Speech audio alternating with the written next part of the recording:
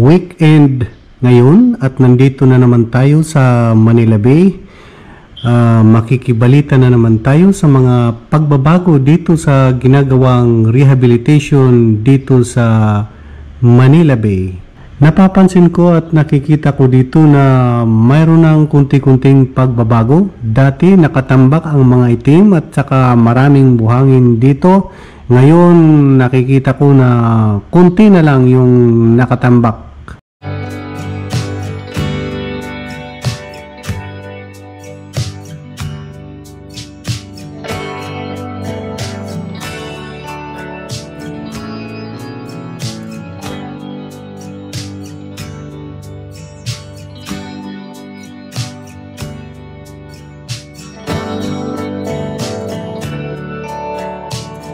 Dito makikita natin na ganun pa rin ang situation.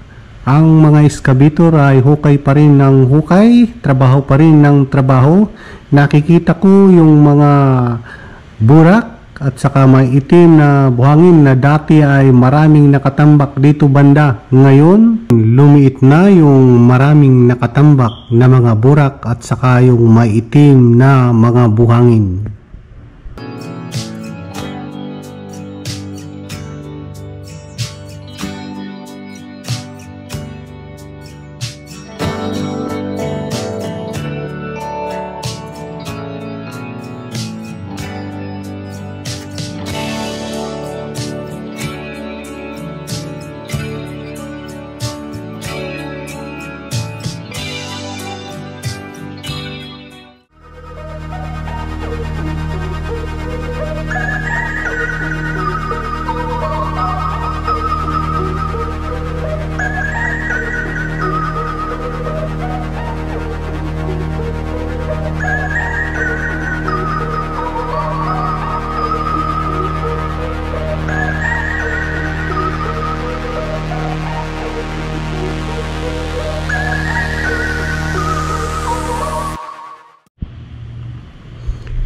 Dito makikita natin na yung excavator ay nasa itaas ng mga nakatambak na mga burak.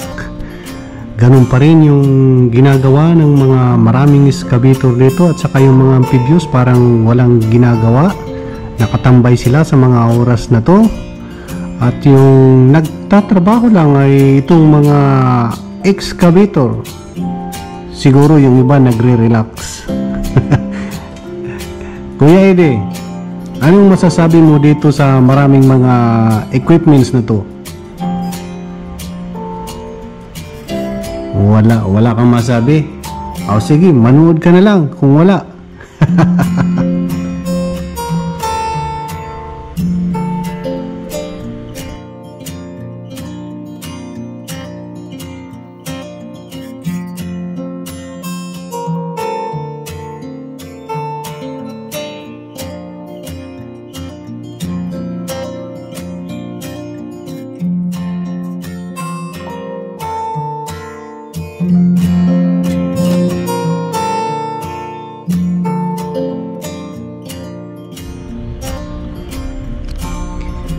Kuya Ede, anong napapansin mo dito sa nakikita mo sa gilid ng dagat? Ayun nga, napapansin ko rin na pumuputi na yung mga buhangin, yung mga nahukay ng mga excavator. So magandang sinyalis to na yung Manila Bay ay gagaya na rin sa ibang mga beach na mapuputi na yung mga buhangin. Dito unti-unti nang nagbabago ang lugar na to. Lahat ng mga nakatambak dati ay mga kinuha na siguro. Ayan, inalis na nila lahat. So yun, nakikita na yung pagbabago dito mismo sa gilid ng Manila Bay. O ayun, maputi na dito yung mga buhangin. Malaking pagbabago na to. Malaking improvements na to dito sa Manila Bay. Maputi na yung mga buhangin dito, parang gumagaya na sa Baseco. Ang sarap na ditong tingnan kung ganito yung magandang resulta na nakikita natin. So ano bang masasabi mo, Kuya Ede? Bawal pa dito mag-swimming, Kuya Ede. pero maganda na talaga na mapapawaw tayo dito. Wow, ang ganda na, ang medyo maputi na, hindi pagano, pero na-appreciate natin na malaki na itong pagbabago kumpara sa dating mga panahon dito. Puting-puti. Ayan. So, good luck sa mga gusto mag-swimming dito. Pero mahigpit pa rin na pinagbabawal ang pagsuswimming dito sa Manila Bay. Kaya magantay pa tayo sa mga ulat ng DENR kung ano yung magiging resulta sa kanilang water testing. Dati bumaba na, siguro ngayon bumaba pa rin ng bumaba. Pero magantay pa rin tayo bago mag-swimming dito sa Manila Bay.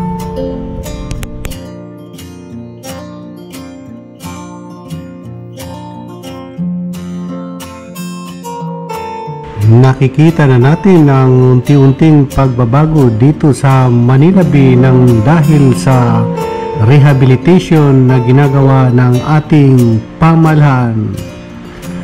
Ako'y di na magtatagal at magtatapos na ang vlog na ito. Salamat sa inyong panonood at babalik ulit sa susunod na mga video. Bye-bye!